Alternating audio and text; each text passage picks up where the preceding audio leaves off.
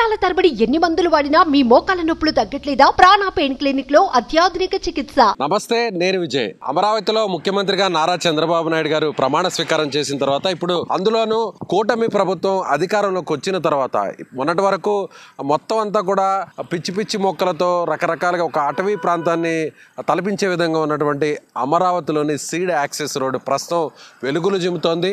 ఒక్కసారిగా కూటమి ప్రభుత్వం, తెలుగుదేశం పార్టీ అధినేత చంద్రబాబు నాయుడు ముఖ్యమంత్రి అయిన తర్వాత ఏ విధంగా రోడ్డు కలకలాడుతుందో చూడొచ్చు.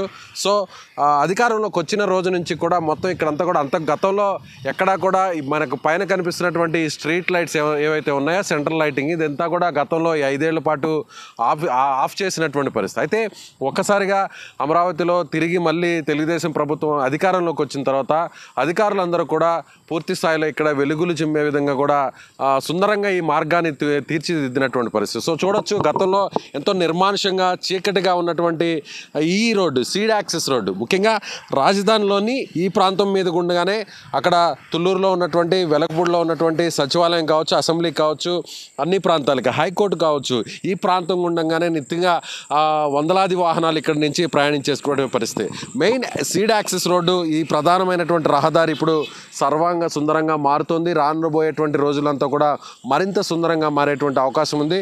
మనం చూడొచ్చు, ఆ ఎలక్ట్రిక్ పోల్స్ అన్నిటికి కూడా పూర్తి స్థాయిలో అక్కడ లైటింగ్ వేశారు. లైటింగ్ వేసినటువంటి పరిస్థితి కనిపిస్తుంది. గతంలో చీకటిలో కనిపించినటువంటి సీడ్ యాక్సెస్ రోడ్డు, అమరావతికి వెళ్ళేటువంటి ప్రధాన రహదారి ఇప్పుడు వెలుగులు జిమ్ముతుంది అని చెప్పాలి. ఇక్కడ మనం చూడొచ్చు, కొద్దిసేపటి కిందటే నారా చంద్రబాబు నాయుడు గారు ఈ మార్గం గుండా వెళ్ళారు. ఆయన నేరుగా సీఎంగా బాధ్యతలు స్వీకరించడానికి.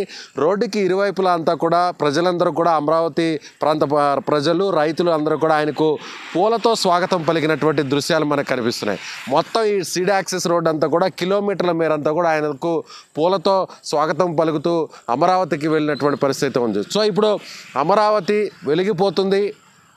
కూటమి ప్రభుత్వం అధికారంలోకి వచ్చిన తర్వాత ముఖ్యమంత్రిగా చంద్రబాబు నాయుడు గారు 4వసారి ఆయన బాధ్యతలు స్వీకరించిన తర్వాత ఇప్పుడు అమరావతి రాజధాని విద్యుత్ కాంతులతో వెలిగిపోతుందనే చెప్పాలి. కెమెరామెన్ లక్ష్మణ్తో విజయ్, సుమన్ టీవీ, అమరావతి నుంచి.